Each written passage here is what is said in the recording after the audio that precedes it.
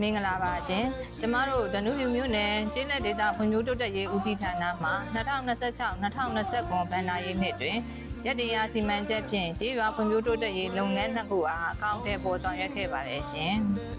ကျေးရွာဖွံ့ဖြိုးတိုးတက်ရေးလုပ်ငန်းစီမံကိန်းများဆောင်ရွက်ရာတွင်စီမံကိန်းမိတ်ဆက်ရှင်းလင်းခြင်းနှင့်ကော်မတီဖွဲ့စည်းခြင်း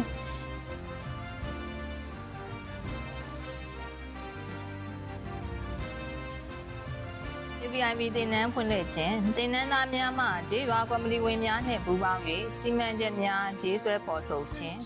ကျေးရွာလူထုနှင့်ပူးပေါင်း၍ကောင်းထွယ်ဖော်ဆောင်ရွက်ရာတွင်မယန်းချောင်းကျေးရွာနှင့်အိုင်ကြီးကျေးရွာတွင်အကျယ်12ပေ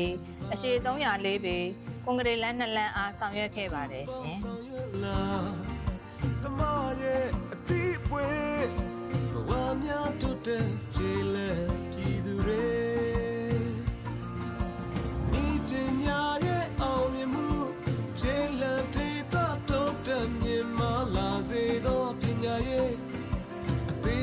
တော်လုံးမှုလုံငန်းများကုသရောင်းဝယ်လုံငန်းများ Hey la la ရောင်းရင်လို့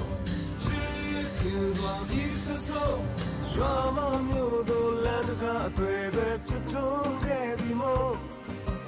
တို့တိုင်းသာတွေ့ချင်းဆွေတွေအတူခီးစလုပ်ငန်းဆောင်ရွက်ပြီးစီးမှုအားကျေးရွာလူထုတို့ချပြရှင်းလင်းခြင်းနှင့်ဆောင်ရွက်ပြီးဖွံ့ဖြိုးရေးလုပ်ငန်းများအားကျေးရွာကော်မတီထံအနှံခြင်းစသည့်လုပ်ငန်းစဉ်အဆင့်ဆင့်ကိုဆောင်ရွက်ခဲ့ပါတယ်ရှင်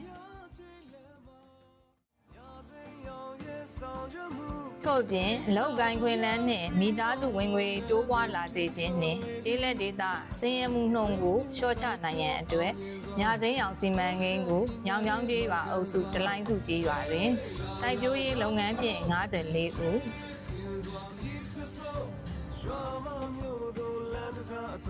ဝင်းမြူရေးလုပ်ငန်းဖြင့်18ဦးကျေးလုပ်ငန်းဖြင့်4ဦးအရောင်းဝယ်လုပ်ငန်းဖြင့်26ဦး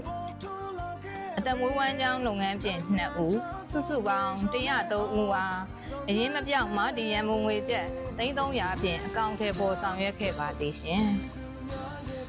ကျေးလက်နေပြည်သူများအလုပ်ကိုင်းခွင်လန်းများရရှိစေရန်အတွက်ငပအိုင်ခင်မီစံပြကျေးရွာတွင်အခြေခံအချုပ်ဆက်တင်နန်းဖွင့်လှစ်ဆောင်ရွက်ပေးခဲ့ပါတယ်ရှင်အခြေခံအချုပ်ဆက်တင်နန်းဖွင့်လှစ်ပေးခြင်းဖြင့်ကျေးလက်ရှိအမျိုးသမီးများအလုပ်ကိုင်းခွင်လန်းရရှိပြီးဝင်ငွေတိုးလုပ်ငန်းများနှင့်တနိုင်တစ်ပိုင်းကိုထူကိုထလုပ်ငန်းများတွင်ကျဲစားဆောင်ရွက်ခြင်းဖြင့်မိသားစုဝင်ငွေများတစ်ဖက်တစ်လက်မှတိုးပွားလာနေမှာမလွဲဧကန်ဖြစ်ပါတယ်ရှင်